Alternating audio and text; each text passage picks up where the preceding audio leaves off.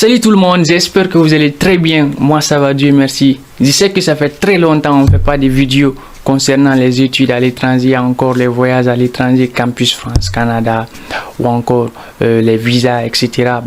Cela est dû à un programme personnel. Mais là maintenant ça va, on va recommencer encore à faire des vidéos. Alors aujourd'hui, une petite vidéo sur l'entretien Campus France. On va vous expliquer comment se déroule l'entretien Campus France.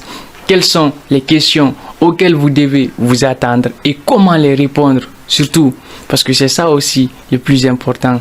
Donc dans cette vidéo, on va faire une petite simulation avec mon ami.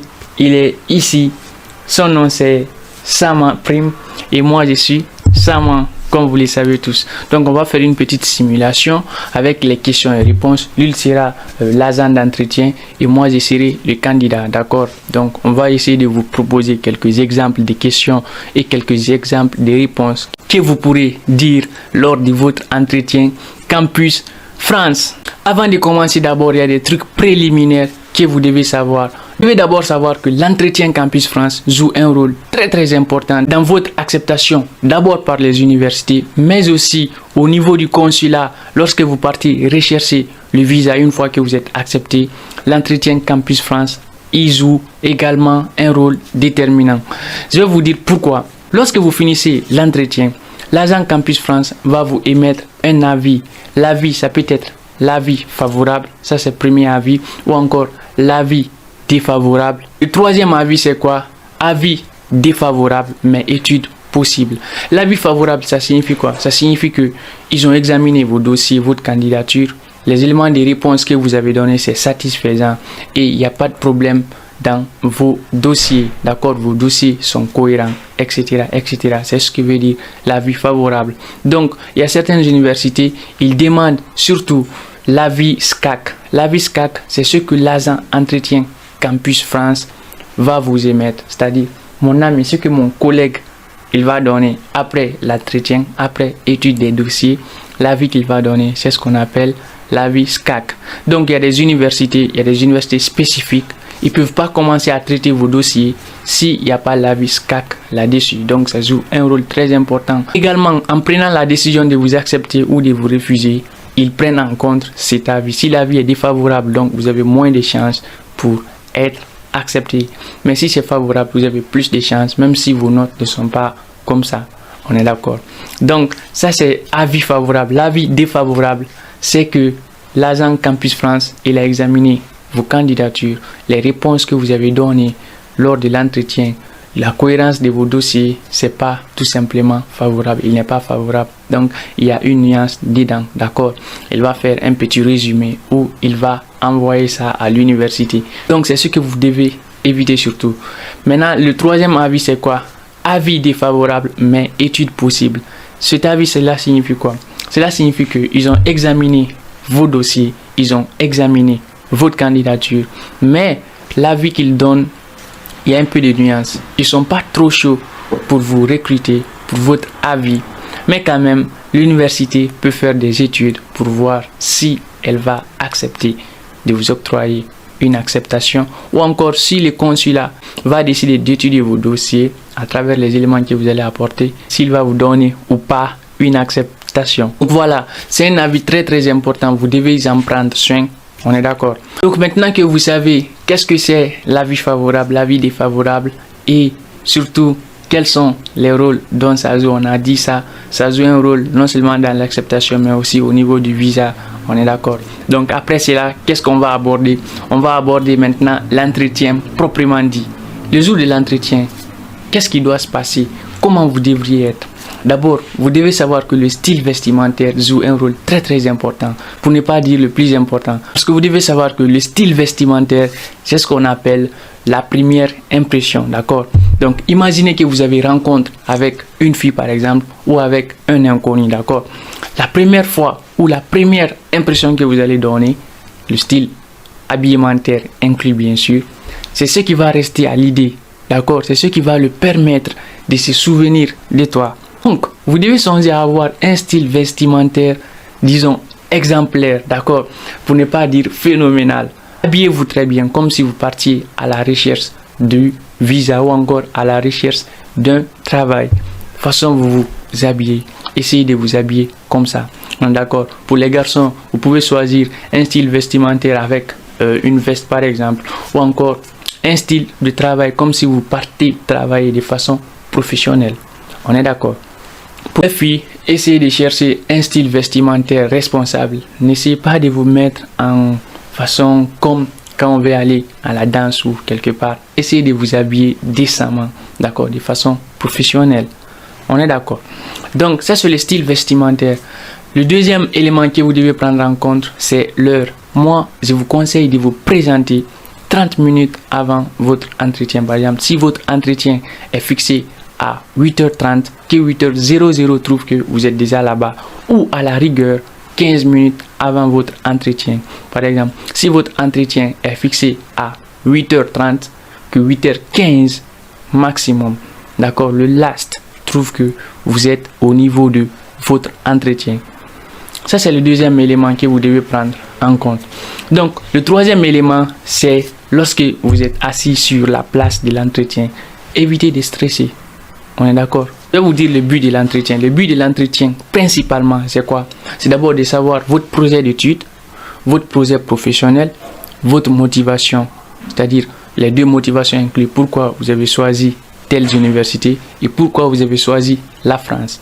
Les autres questions, c'est des questions complémentaires, des questions en rapport avec ce qu'on appelle votre logement, des questions en rapport avec la recherche de visa, les questions en rapport avec le financement de vos études. Sinon, principalement, c'est votre projet d'études, projet professionnel, motivation ou encore quelques nuances qui peuvent être dans votre candidature. D'accord? Parce que vous devez savoir que certains, ils ont arrêté les études depuis 10 ans, d'autres, ils ont arrêté les études depuis 7 ans, ou encore d'autres, ils postulent pour la L1 alors qu'ils font la L2. D'accord? Donc, c'est pour essayer de savoir pourquoi vous voulez faire tel, ceci, cela. Et c'est là pour aider les universités à éclaircir, à comprendre votre choix de telle ou de telle formation ou de telle ou telle université et de tel ou tel niveau. On est d'accord? Donc voilà, on va essayer de commencer l'entretien. On suppose que vous connaissez les contours et les alentours de l'entretien. Maintenant, on va commencer l'entretien proprement dit. Et c'est là, on va se référer à notre conseiller. Il va essayer de nous poser des questions, d'accord? Lorsqu'il nous pose des questions, et nous aussi, à notre tour, on va essayer de répondre à ces questions. C'est parti! Déjà, est-ce que vous pouvez vous présenter? Alors, présentez-vous. C'est la première question, la question introductive de tout entretien, que ce soit Campus France ou autre. Première question, elle est très importante. Vous devez savoir comment y répondre. Il y a plusieurs manières de répondre à cette première phase. Sachez que dès là-bas, vous devez créer une différence. Vous devez ressortir quelque chose de particulier dans votre projet d'études et impressionner l'agent Campus France. Il y a certains types de présentations que vous devez éviter. Par exemple, les types de présentations que vous devez éviter lorsqu'on vous dit présentez-vous, vous dites par exemple, appelle Hawamadi Sako. Vous arrêtez là. C'est à éviter parce que vous allez faire de sorte que votre entretien dure pendant longtemps. Imagine, vous dites je m'appelle Hawamadi Sako. L'agent entretien, il va vous dire par exemple, quel est votre âge? Vous dites j'ai 16 ans. Il va dire, vous faites quelle école? Vous voyez ce que ça fait? Il va commencer à vous poser des questions. Là, ça va rendre la discussion ou encore l'entretien très longue. C'est ce que vous devez éviter. Maintenant, quel exemple de réponse vous pouvez dire? Je m'appelle Hawamadi Sako. Je suis de nationalité guinéenne. Je suis étudiant actuellement à la faculté des sciences juridiques, économiques et sociales, niveau licence 3. Je suis titulaire d'un DUG, diplôme d'études universitaires générales en droit, que j'ai obtenu dans la même université en 2021 avec la mention bien. Actuellement, je poursuis mes études supérieures dans cet établissement en 3e année de droit privé. Aujourd'hui, je postule pour intégrer une université en France dans le but d'y poursuivre mes études en droit. Quelle est la raison de ma présence ici aujourd'hui? Et je veillerai avec grand plaisir à répondre à toutes vos questions. D'accord? Donc quand vous faites ça, C'est une présentation extraordinaire. Vous-même, essayez d'imaginer. Et souvent, quand vous faites ça, ça donne le sourire en fait à l'agent d'entretien. Là, aujourd'hui, j'ai une personne en face de moi qui n'est vraiment pas comme les autres. D'accord? Ça, c'est une impression très très importante. Vous devez veiller à soigner cela. Ou encore, un autre modèle de présentation que vous devez faire ou que vous pouvez faire, c'est, je m'appelle Sako Hawamadi, je suis de nationalité guinéenne, je suis âgé de 21 ans, je suis titulaire d'un baccalauréat sciences sociales et d'un diplôme d'études universitaires générales.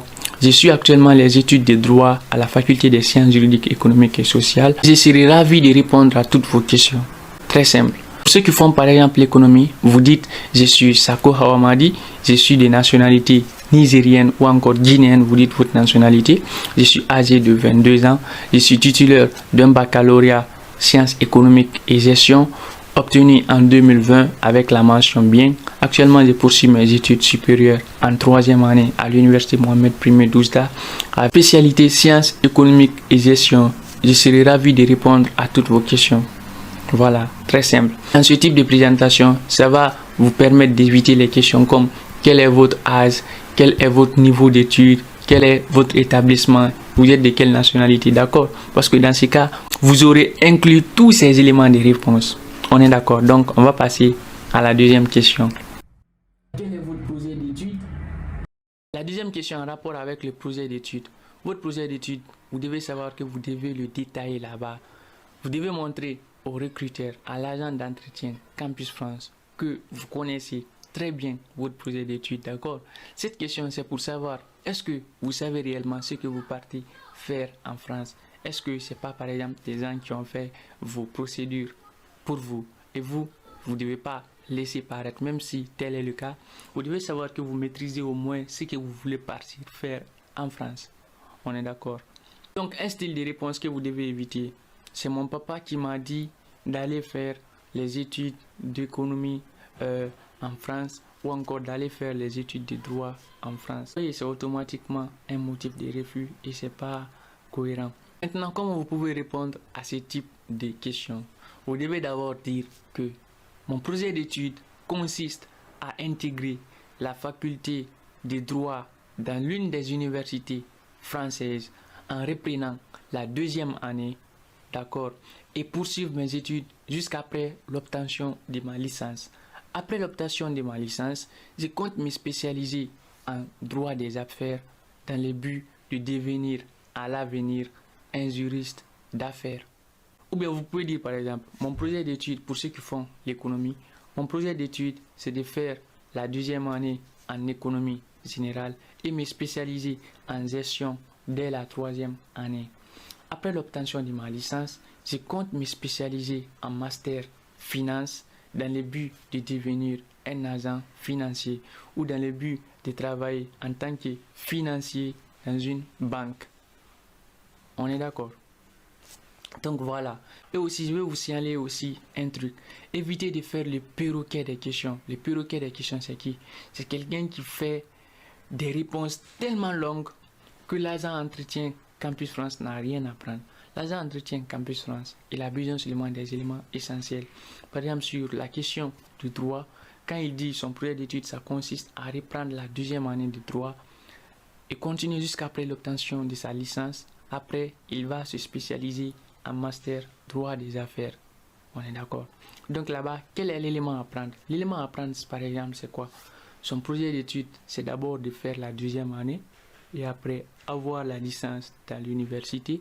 Après la licence à l'université, il veut faire le master droit des affaires. Donc, pour résumer, il va prendre licence 2, après master droit des affaires. On est d'accord? Il y a un élément à prendre. Mais lorsque vous dites, mon projet d'études consiste d'abord à reprendre la licence, après l'obtention de la licence, je veux faire le master, après l'obtention de mon master, je veux devenir un juriste d'affaires. D'accord?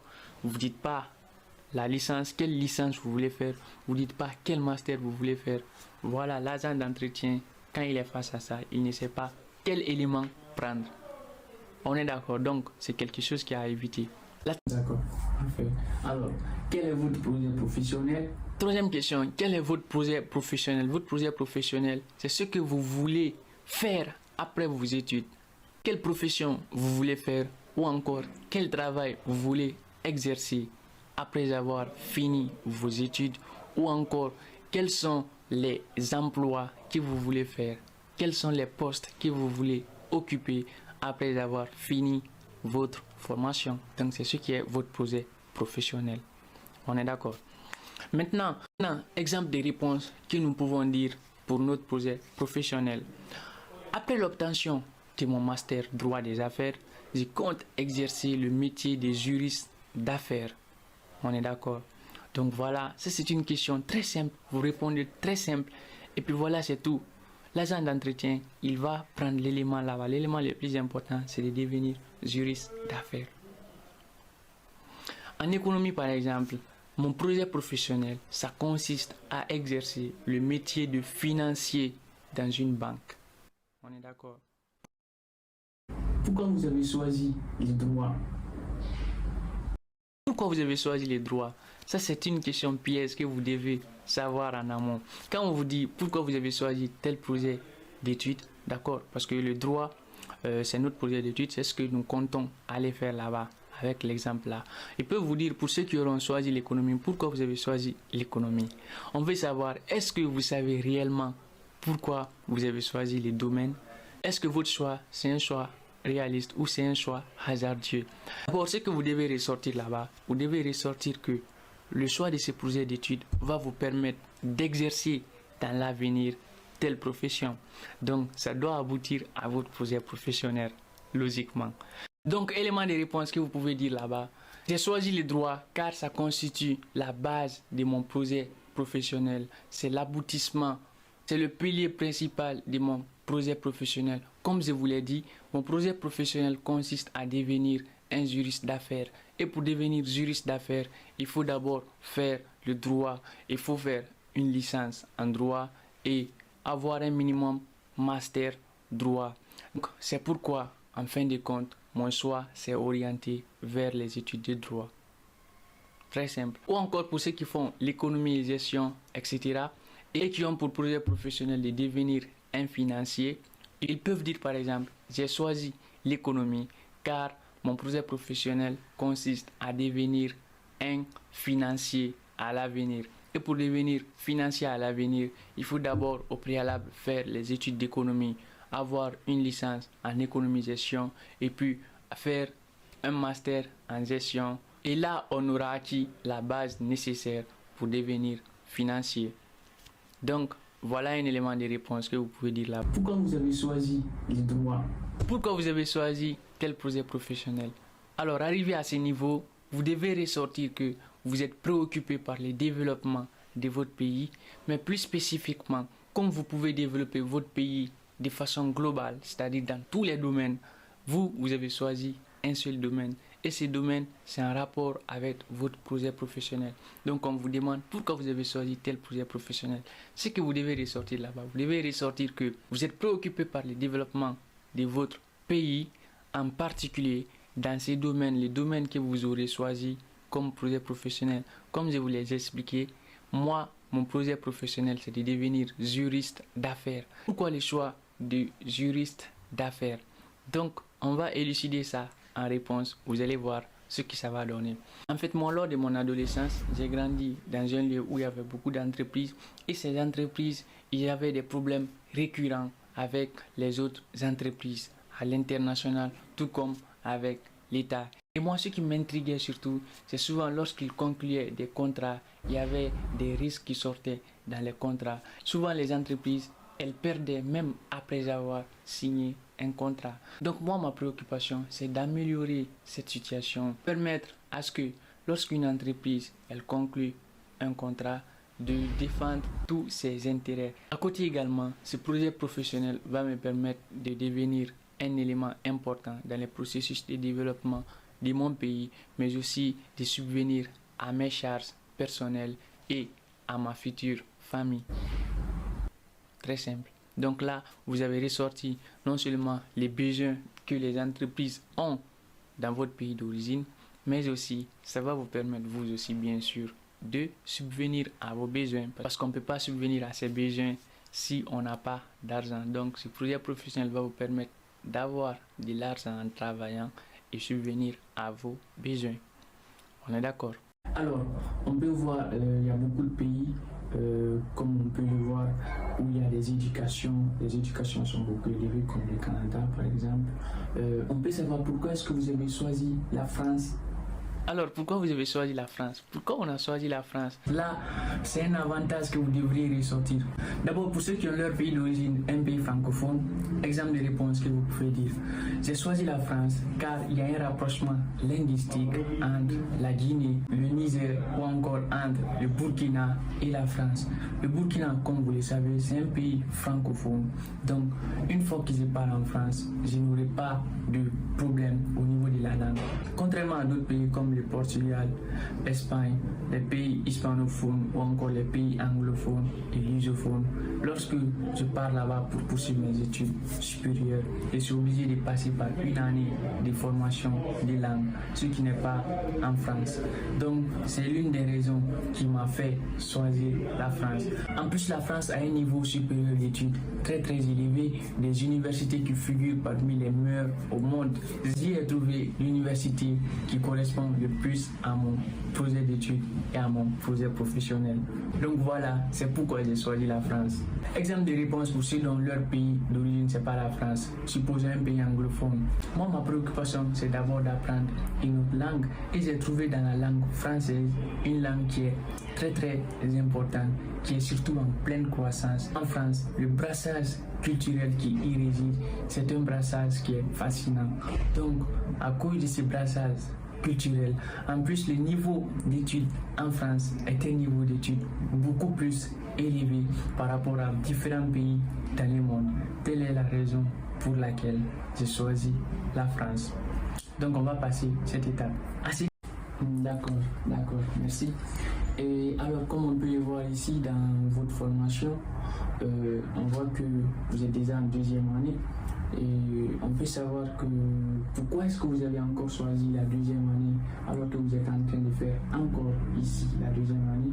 Pourquoi vous voulez aller reprendre la deuxième année en France? Vous devez ressortir que le niveau d'études en France est beaucoup plus élevé par rapport au niveau d'études dans votre pays d'origine. Donc pour matérialiser ça, qu'est-ce que vous pouvez dire?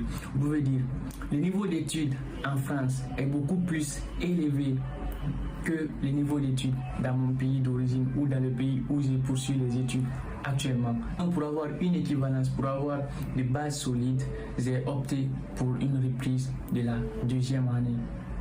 Ça, c'est un élément de réponse. Vous pouvez dire aussi, le niveau d'études chez nous est beaucoup plus bas par rapport au niveau d'études en France. Donc, moi, ce que je veux, c'est d'acquérir un niveau d'études beaucoup plus élevé et être au même niveau que les étudiants qui ont fait la deuxième année en France, avoir les mêmes bases et les mêmes compétences que ces derniers. C'est pourquoi j'ai opté pour une reprise d'année. Tout simplement. Quelle est votre préférence entre les deux, L2 ou L3? Et pourquoi? Votre préférence, c'est la L2 ou la L3? Donc, une question très importante. Parce que souvent, il peut arriver que vous preniez deux niveaux différents, L2, L3, ou bien L3, Master 1, ou bien M1, M2. Donc, l'agent veut savoir quelle est votre préférence parmi ces deux. Là, ce que vous devez ressortir là-bas, vous devez ressortir le fait que vous avez choisi le niveau tel parce que il y a tel niveau qui vous correspond le plus, mais vous avez vu un programme dans une université qui vous concerne le plus. Donc dans ce cas, vous devez faire des recherches sur des formations qui peuvent vous intéresser éventuellement. Je vais faire un exemple de réponse que vous allez voir et puis vous allez voir comment ça peut se passer. Moi, ma préférence, c'est de reprendre la troisième année. Mais dans les universités de Marseille, dans les universités de Dijon, j'ai vu des formations en deuxième année là-bas qui sont en rapport étroit avec mon projet professionnel. Pourquoi dans ces universités, j'ai choisi la deuxième année? Car on a la possibilité de faire le droit des affaires dès la deuxième année là-bas et finalement, j'ai orienté mes autres choix vers la troisième année dans les autres universités.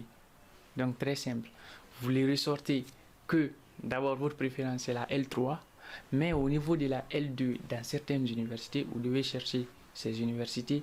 Et il y a une formation là-bas qui correspond à votre projet professionnel et à votre projet d'études et que vous avez la possibilité de faire ça dès le niveau demandé, c'est-à-dire dès la deuxième année. Alors, une autre question aussi qui peut venir à ce niveau, c'est quelle université vous préférez parmi toutes les universités que vous avez choisies et pourquoi? Alors concrètement, pour répondre à cette question, qu'est-ce que vous devez faire? Vous devez d'abord choisir les universités en fonction des programmes que vous allez suivre. D'accord? Le programme aussi doit être cohérent avec votre projet professionnel. Quand je prends par exemple droit des affaires, le programme qui est cohérent avec le métier des juristes d'affaires, c'est le droit des affaires. Il y a certaines universités françaises, elles proposent des formations en droit des affaires dès la L2. Donc vous, dans votre domaine, vous devez essayer de chercher une cohérence comme telle. Je vais vous donner un exemple. Quand on dit quelle est l'université parmi toutes les universités que vous avez choisies, quelle est l'université que vous voulez la plus, c'est-à-dire on peut dire par exemple, supposons que toutes ces universités vous acceptent, laquelle des universités vous allez choisir? Moi je vais dire par exemple l'université de Marseille. Et pourquoi? Donc vous devez dire le pourquoi. Donc concrètement ça se matérialise comment? Si toutes ces universités m'acceptent, je vais choisir l'université Marseille 1. Pourquoi? Parce que à l'université Marseille 1, j'ai la possibilité de faire les droits des affaires de la deuxième année. Et donc, lorsque toutes ces universités m'acceptent, je vais choisir Marseille. Car le droit des affaires, c'est ce que je compte faire au master. Et du coup, j'aurai des premières notions sur le droit des affaires dès la deuxième année. Pour ceux qui font l'économie par exemple et qui veulent faire la finance au master, donc ils peuvent dire par exemple, si toutes ces universités m'acceptent, je vais choisir l'université Paris.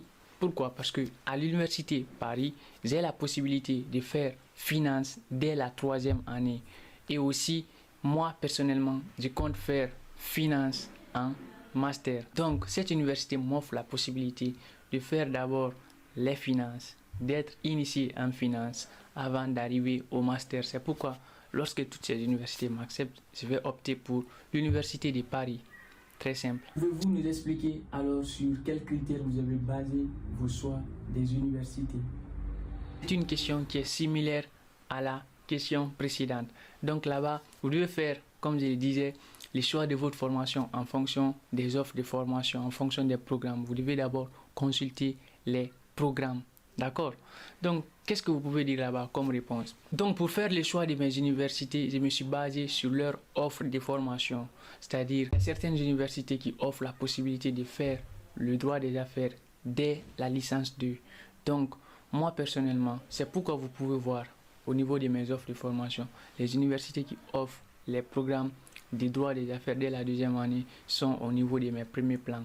Donc, je me suis basé sur leur offre de formation afin de choisir mes établissements.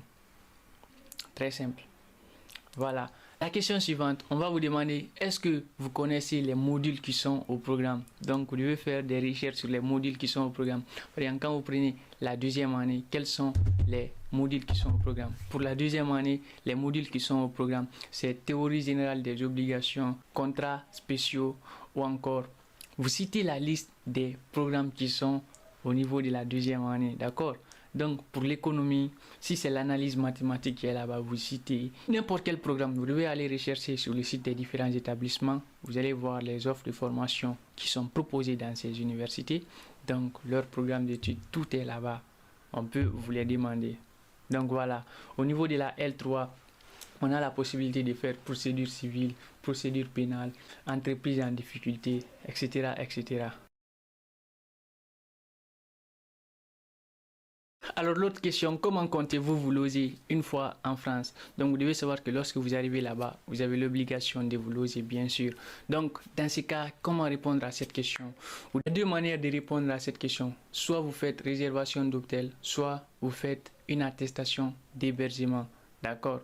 Donc la première manière, le premier jour de mon arrivée en France, je serai hébergé dans des hôtels qui ne sont pas loin de la fac. Pendant ce temps, je vais essayer de rechercher des logements au niveau des secteurs privés ou encore au niveau du CRUS. car je compte faire la demande de Crous. Et si je ne suis pas accepté par Crous, je vais essayer de consulter les différents logements proposés pour les étudiants afin de choisir ce qui correspond le mieux à mes exigences et à mes spécificités.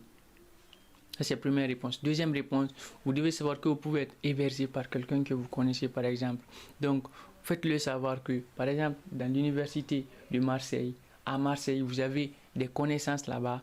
Eux, ils vont vous faire l'attestation d'hébergement pour 3 mois. Pendant ce temps, vous allez vous stabiliser, vous allez vous installer là-bas et rechercher les logements qui correspondent le mieux à vos exigences. Formulez ça, qu'est-ce que vous pouvez dire? Dès mon arrivée en France, je serai hébergé chez mon oncle qui se trouve à Marseille, telle adresse. Durant les 3 premiers mois de mon séjour, je vais essayer de chercher sur les sites comme les bons coins. Il y a beaucoup de sites qui offrent déjà des logements avec des prix très abordables, mais dès que je serai en France, je vais essayer de les visiter afin de choisir ce qui correspond le mieux à mes exigences. Donc là, c'est carré. D'accord. Alors, dites-nous, comment comptez-vous financer vos études une fois en France? Alors, mes études seront financées par mon papa, par ma maman. Si c'est votre tante, faites-le savoir clairement. Mes études seront financées par ma tante lorsque je serai en France. Donc voilà, là c'est une question simple, réponse simple. Votre entretien est fini. Maintenant, est-ce que vous pouvez nous dire, est-ce que vous avez des questions à poser ou vous avez quelque chose à rajouter? Après tout, l'agent Campus France va vous demander, est-ce que vous avez des questions à poser ou est-ce que vous avez quelque chose à rajouter? Donc, au niveau des questions, qu'est-ce que vous pouvez demander? Vous pouvez demander par exemple quel est le délai que prend le traitement des dossiers et les transferts à l'université. Ça, c'est une première question que vous pouvez poser. Vous pouvez poser aussi pendant combien de temps les universités vont te répondre. C'est-à-dire combien de temps les universités vont prendre pour vous répondre. Ça aussi, c'est un exemple de question que vous pouvez poser. Ceux qui sont restés jusqu'à la fin, vous allez bénéficier de votre secret. Le secret, c'est quoi? Lorsqu'on vous dit, est-ce que vous avez quelque chose à rajouter ou bien vous avez des questions à poser, la plupart des personnes, ils ne posent pas de questions, ils ne rajoutent pas quelque chose. Vous pouvez créer encore une fois de plus la différence. En quoi disant? Vous devez d'abord le remercier pour son temps qu'il a pris pour votre entretien. Donc en formulant ça, d'abord, je vous remercie pour le temps que vous avez accordé pour examiner ma candidature. Ça, c'est de 1. La deuxième chose que vous devez ajouter, et la chose la plus importante, c'est ce qu'on appelle tout simplement la formule de politesse. C'est la dernière impression. Souvenez-vous, on a parlé de la première importance et là, on va parler de la dernière impression. La dernière impression, c'est quoi? Vous allez essayer de dire à l'agent, voilà, que vous saurez terminer sans que vous exprimiez toute votre gratitude en espérant que votre candidature va retenir son attention. D'accord? Et puis vous le remerciez par avance. Et voilà. Donc concrètement, ça se matérialise comment?